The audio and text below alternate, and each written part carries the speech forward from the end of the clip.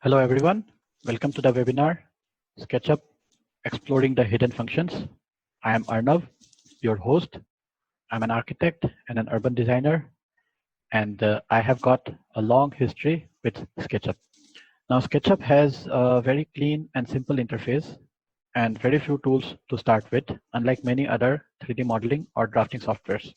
And even if you have never opened SketchUp before, I'm sure you will be able to make your first 3D volume once you open it for the very first time and try to create something out of it. Now, someone once told me that SketchUp is for kids. It has got a very cartoonish interface. The professionals need more advanced softwares like Revit, 3D Max, and so on. And I believed it back then. But gradually, as I learned and explored more about SketchUp, I came to know that it has much more than just the basic tools. Now, SketchUp is as accurate as any other software out there in the market.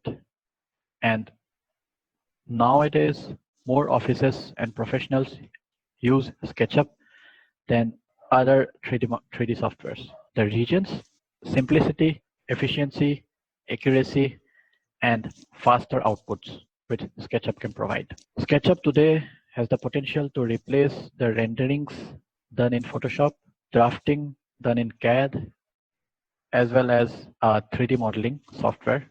Now this webinar is specially modeled for the participants with beginners and intermediate level skills. And I'm sure even if you are an advanced user, you will get something out of this webinar. So today, in the next 30 minutes or so, I'm going to demonstrate 20 functions of SketchUp's native tools, that is, no plugins are used. And I want you to count the number out of 20, which you already knew. So at the end of the webinar, I want you to type in your score in the chat window so that you let me know that you learned something from this webinar. And also, there is a special offer for all the participants, which will be disclosed at the end of the webinar.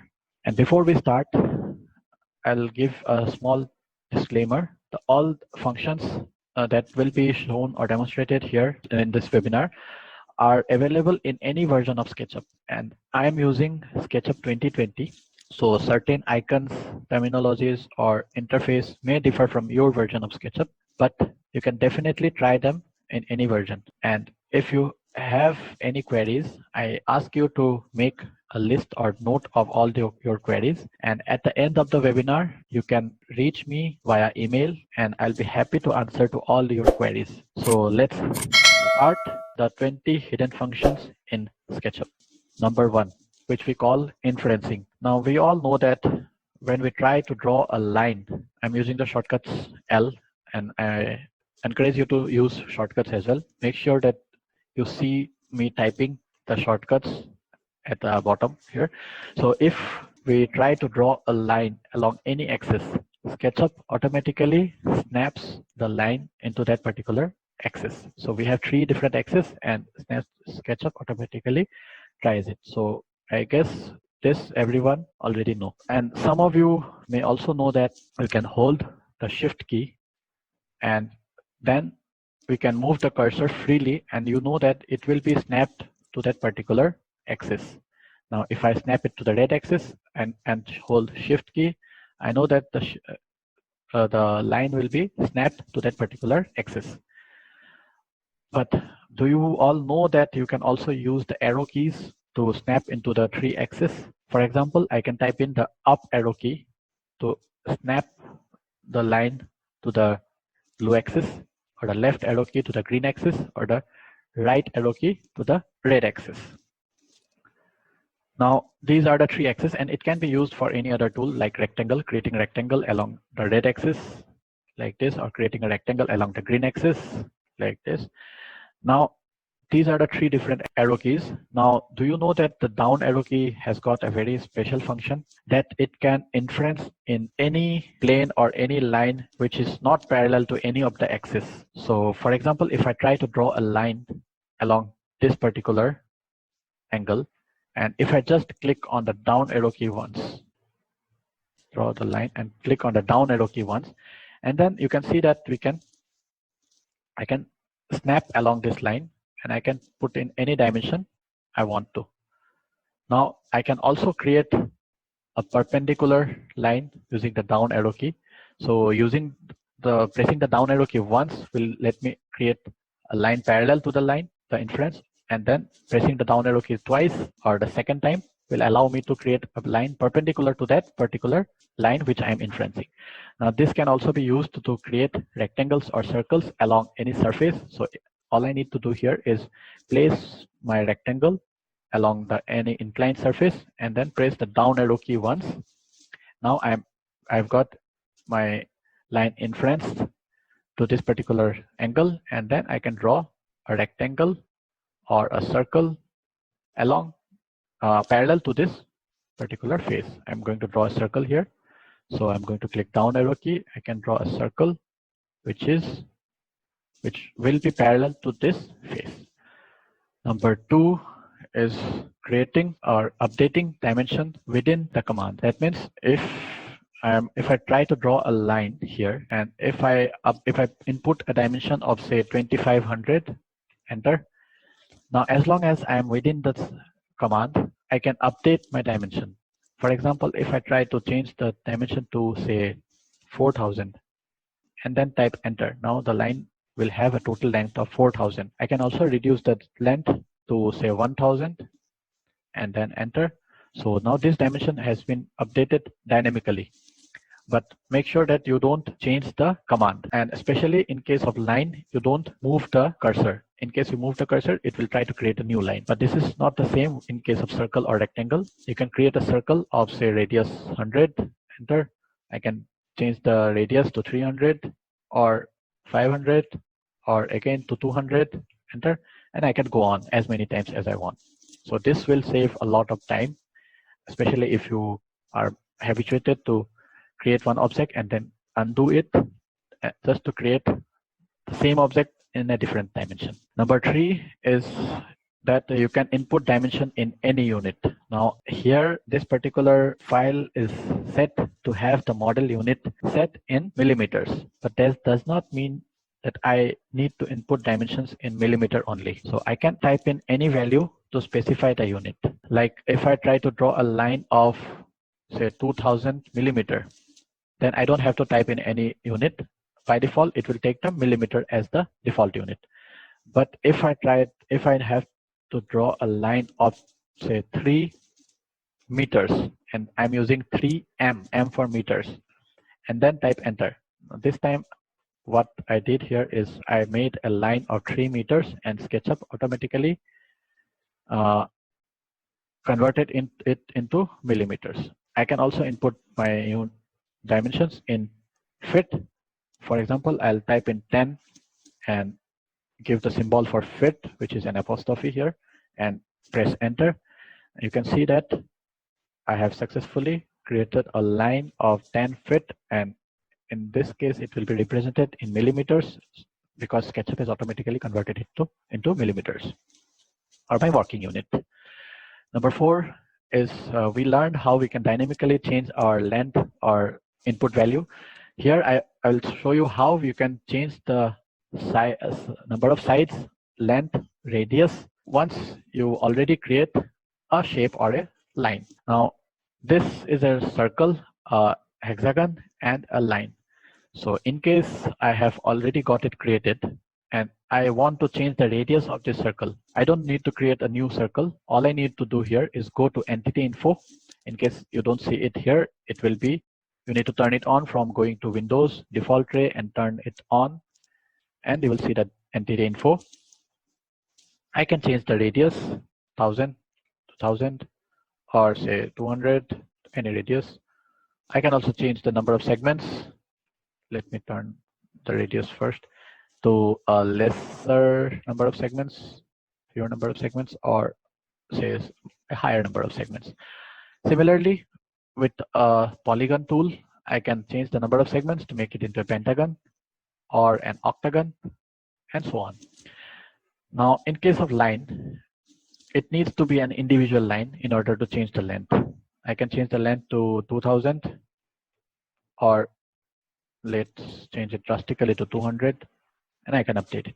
And even in case of shapes, it needs to be individual shapes and not individual lines.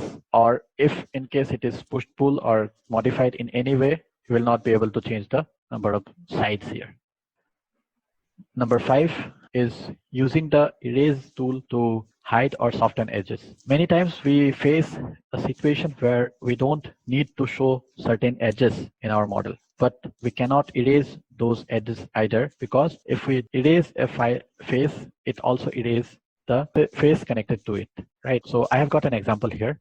What I have got here is a building block with 2 different floors, modeled as 2 different groups or components. Now, in this case, I don't want to show these lines. That's because it will be an incorrect representation, because this is a continuous wall and it needs to be represented as continuous wall. But in SketchUp, we also need them to be in 2 different groups, right? I'm going to show you how we can remove these lines. So I'm going to go inside the group. I'll be doing this multiple times. And to go inside the group, we need to double click it. I'm going to use the erase tool. Shortcut is E. And if I try to erase the line, you can see that the face also gets erased. So this is not a good idea. So what we need to do here is hold the Shift key and then erase them. Erase the edge, Shift and erase. So what we did here is we did not erase the lines. We just make them hidden. Now we did it for the first floor. We need to do the same for the ground floor lines.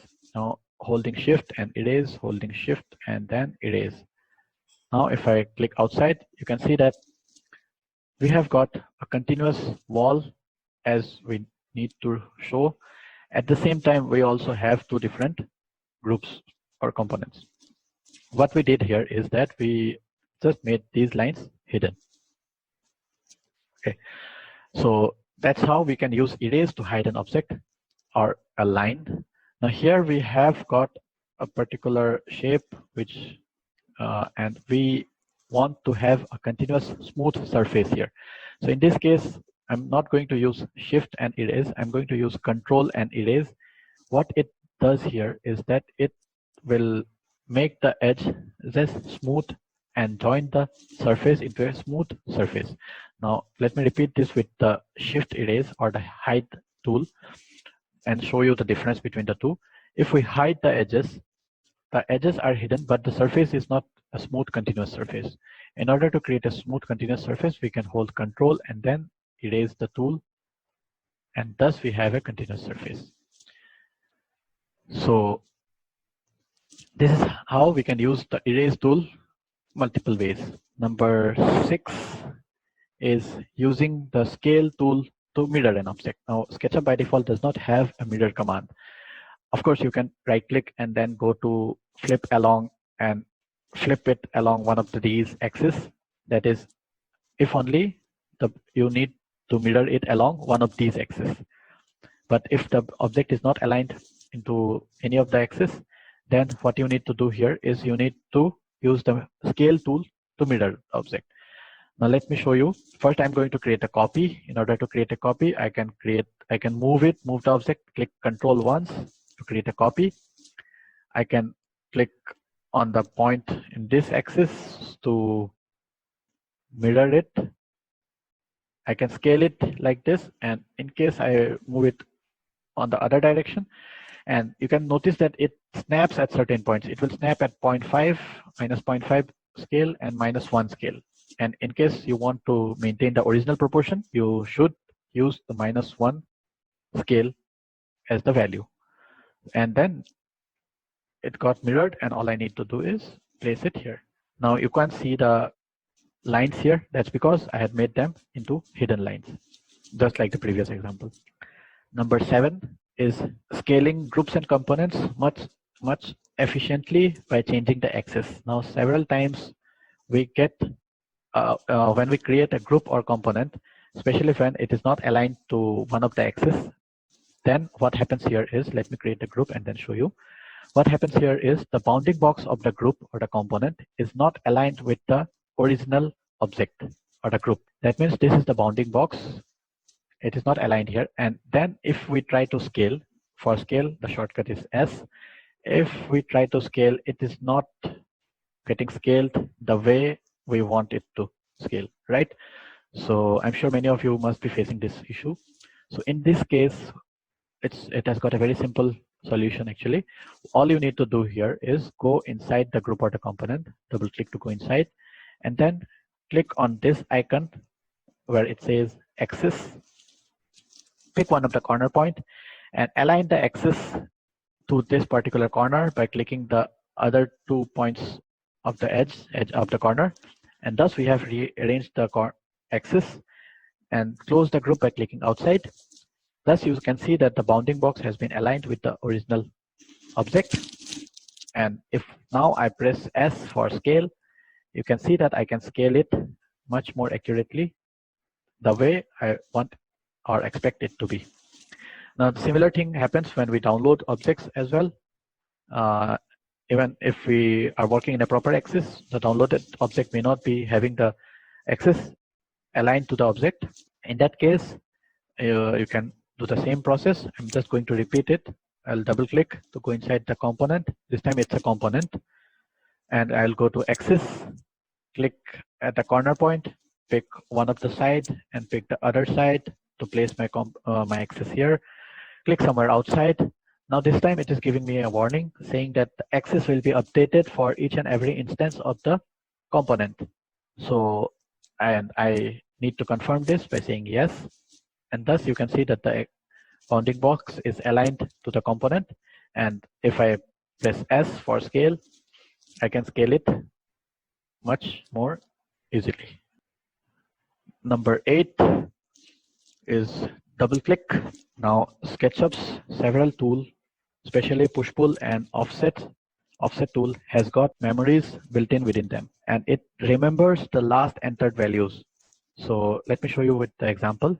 I'm taking P, that is push pull, using the shortcut P, and I'll go to push pull this particular face to a height of say 600 and then press enter. Now this 600 value which I used here will be memorized, will be kept inside the push pull tool. So if I just double click anywhere, it will repeat the push pull tool. So it doesn't have to be on the same axis, it will be along any axis. So I can double click and repeat the push pull as many times as I want it to. Now same thing with the offset tool. I'm using the shortcut F for offset. I'm going to use a push offset of 150 for this particular face, and I can double click and go on double clicking to repeat my offset as many times as I want to work more efficiently. You can save a lot of time if you go on using the double click tool. Now double click with arc tool creates a different effect. I'm sure you must be aware of the previous two tools. Now I will show you how the arc tool behaves with double click. We have got a simple rectangular face here. I'm going to click at one of the edge and then move along the other edge so that I find a tangent. Now the magenta color here signifies that it is now tangent to both the edges. And once I find the magenta color or the tangent here, I'm going to double click, and you can see that it had very quickly made a fillet at the corner. I'm going to repeat the process. I'm going to click here once, click until I find the magenta color. I'll move the cursor, and once I get the magenta, I'll double click to create a fillet. Let me repeat this once more. I'll find the magenta color and then double click here, and then I'll get the corner filleted. So instead of creating the arc and then erasing the corner lines, you can work much more efficiently by just double clicking. Number 9 is using copy push pull. Several times when we try to push pull a face, what happens here is instead of creating a volume, it is just moving the top face up and down, right? So this happens especially when the face is connected with other geometry. So in this case, if this is not what I want to create a volume. What I need to do here is I just need to click Ctrl once, and then you will see that a the original face will be placed at the original location, and we can have our push pull as we want it to, and thus create a volume out of it. This tool can also be helpful in case you see that the push pull gets limited to a particular level. I'm sure many of you must be facing this issue, that the push pull is limited to a particular level. Now in this case, it happens again because the geometry, if the geometry is connected to other connected faces or lines. In case you don't want this to happen and you want to create a free push pull, you just click Ctrl once, and once you have the copy push pull activated, you can now click the push pull at up to any level you want. Now number 10 is Autofold. Now SketchUp's faces have got a sticky property, and they tend to stick to each other. Like if I try to move this face to a particular to any side direction, I notice that it is only moving along this particular face, and it is not moving forward and backward.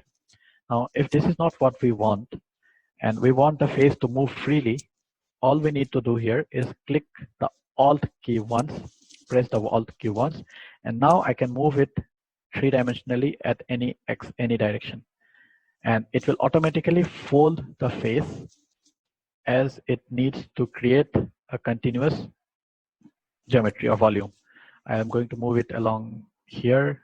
Say this is what I want. I'm going to repeat the process for this one. If I want to move the face, if it is not allowing me, I just need to click Alt once, and thus you can see that I can now move the face to top and bottom to create the folded faces automatically. You can also try with playing with the arrow keys in this case. Now number 11, using the move tool and rotate tool to create an array. Now an array is a number of copies. So first we need to create a copy. I'll just move it, click Ctrl once. We have already seen how we can control, we can use the copy tool. Now in order to do an array, we must complete the copy tool first, copy command first. Once the copy command is complete, make sure that you are still within that particular tool, and then you can type in a value like a number, not a value, number like 6, and then type in X. 6x means we are multiplying our copy 6 times. So if I type in 6x and then press enter, you can see that my copy has got 6 multiples. Now if this is not what we want, we have already seen that if we are still within that particular command, we can change the value, right? So I'm going to type in 3x this time and press enter, and you can see that the value got reduced, the copies got reduced to 3 times. Or I can go on changing the value as many times as we want.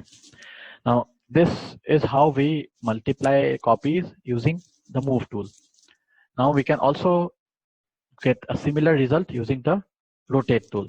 I'm using the shortcut Q for rotate, and I'm going to pick the center point here and rotate the object. In order to create a copy, I can click Ctrl, the same way we used to for the move tool, and I'm going to rotate this up to an angle of 45, and I'm going to type in 45 and enter. Now I have created a copy by using the rotate tool at an angle of 45 degree. Next, if I have to repeat this copy, I'm going to type in 7x as in 7 copies, and then click enter. Now I have successfully created 7 copies at an angle of 45 degree by multiplying my copy rotate. Now next is creating array by using the divide tool. Now this time I'm not going to specify the distance. Instead, I'm going to fill up the total space that needs to be copied.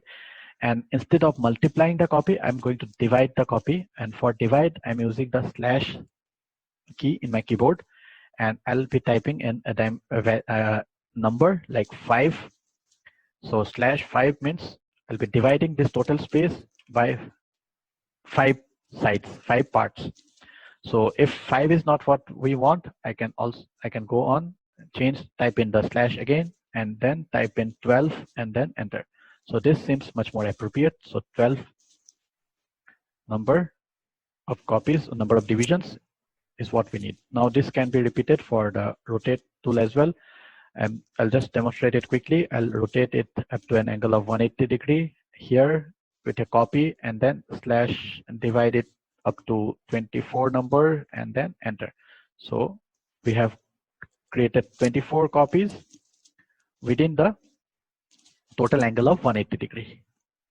Number 12 is using the tape tool to scale accurately. I'm sure you must be using the tape tool to measure a distance like this, or to create a guideline like this for drafting purposes or creating for your help. But do you know that you can use the tape tool to scale a model accurately?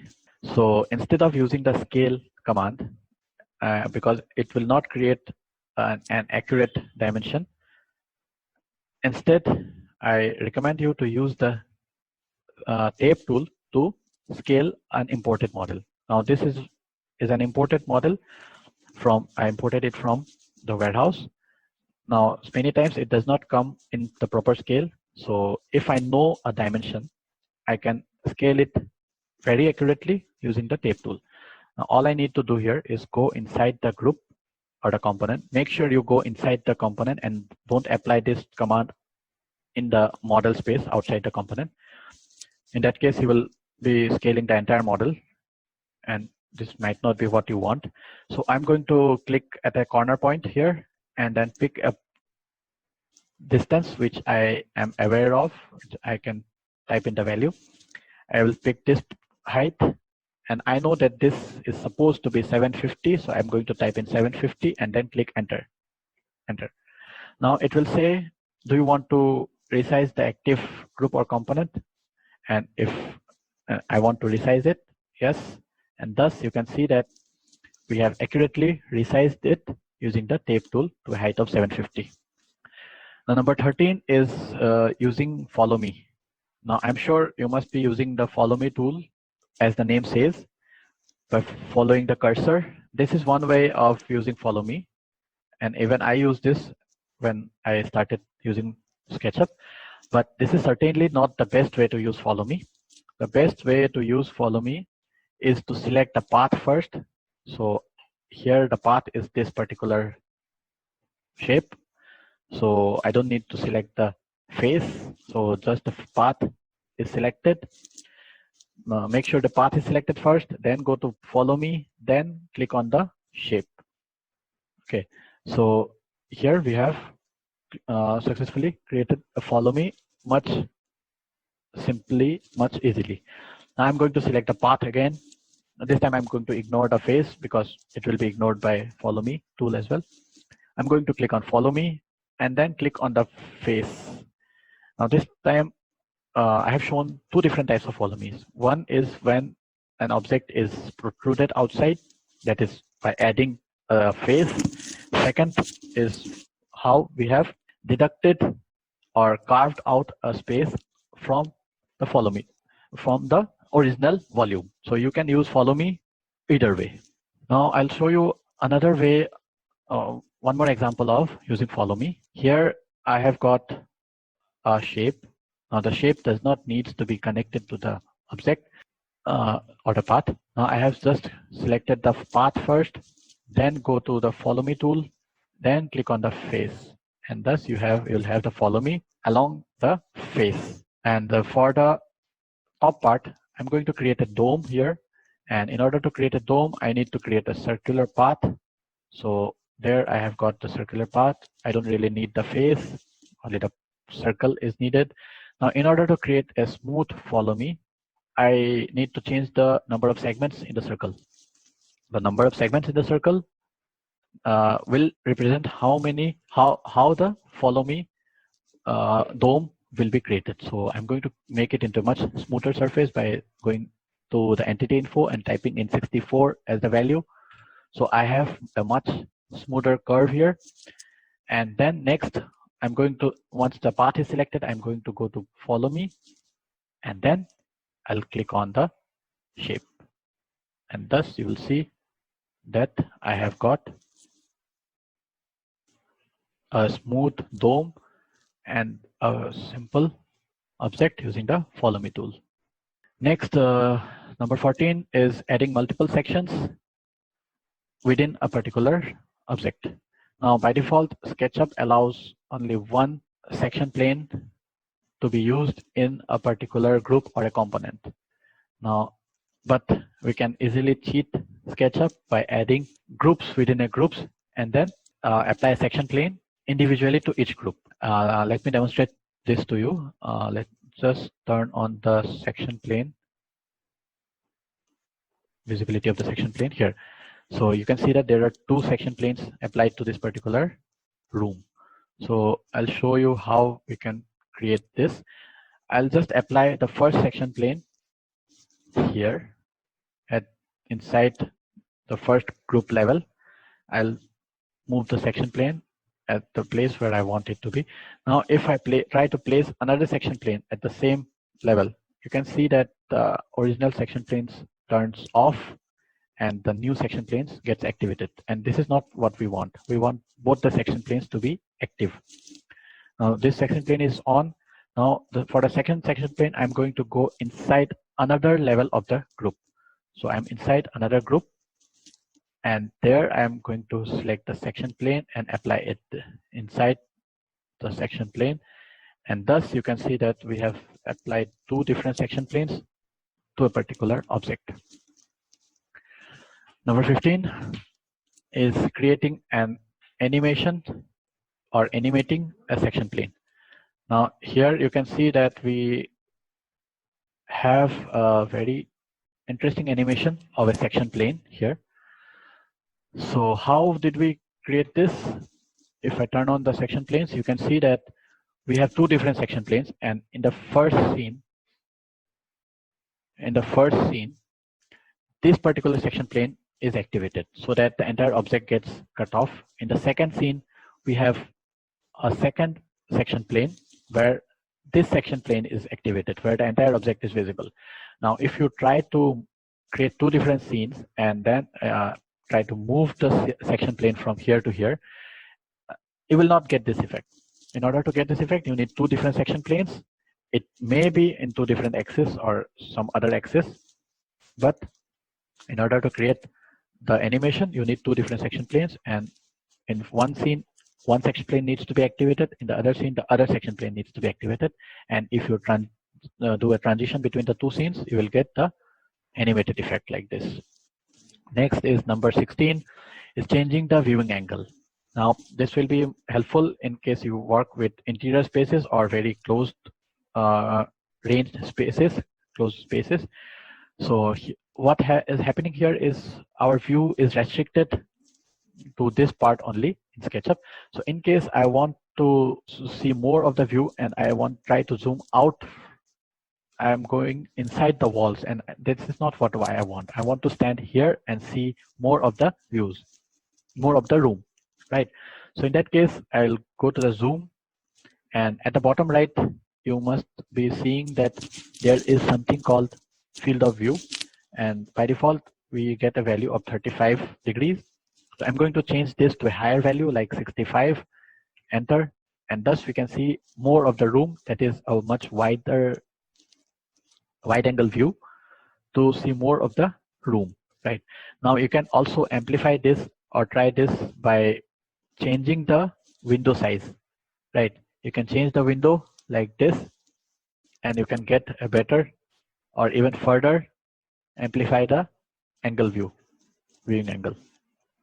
Now number 17 is making use of the X-ray mode and the back edges to work faster and efficiently.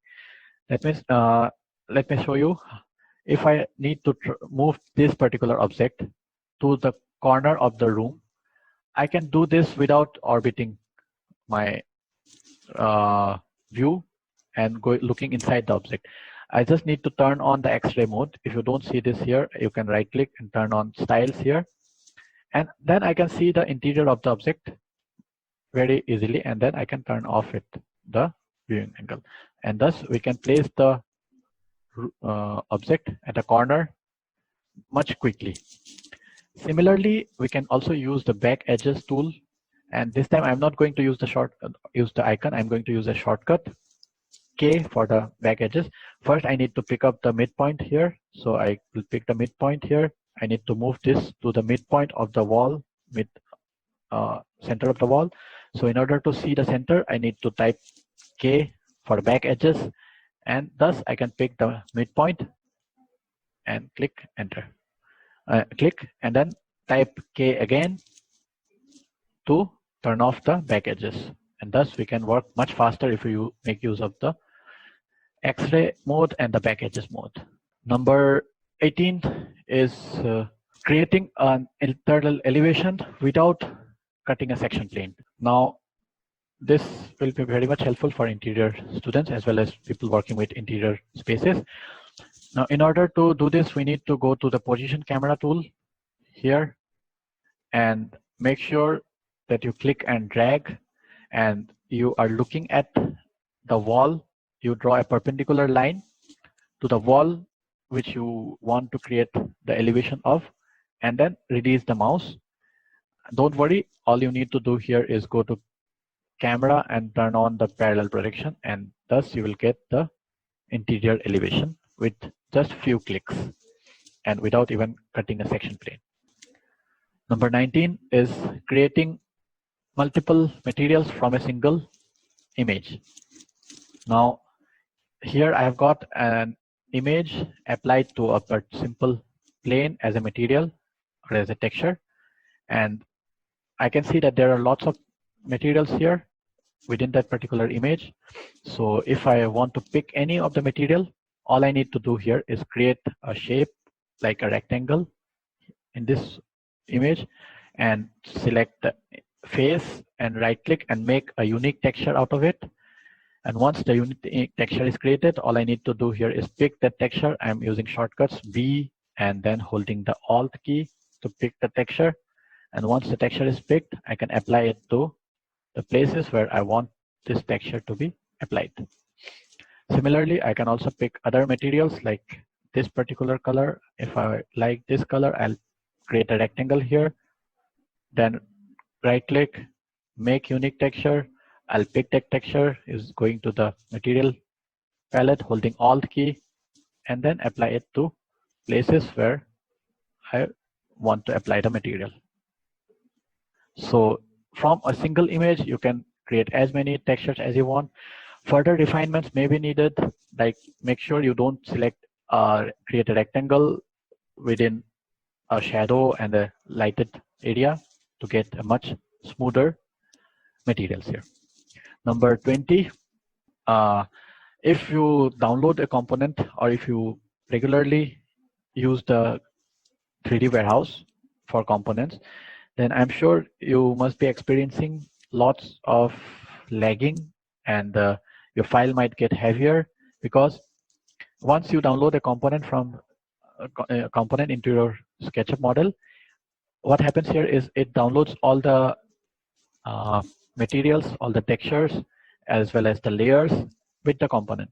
And even if you don't use the component within the model, and if you delete the component from the model, the layers, the styles, or the materials will still be stored within particular file, and that makes the file a lot heavier. So in that case, what you need to do here is go to Window, go to Model Info, and under Statistics, you will see that there is a button called Purge Unused. If you are aware of the Purge tool in CAD, you must be aware of the Purge word, what it does. So basically, we will be deleting all the unused layers, styles, materials, and components. So you make sure the entire model is selected, click on Purge Unused. It may take some time depending on how many components and materials it needs to erase. So please be patient. And once it is done, you can notice that the number of components will get reduced, as well as if you save the file after purging, you may notice significant reduction in the file size as well. So that was number 20. So we have come to the end of the webinar. I hope to see you again in the future sessions. Thank you so much.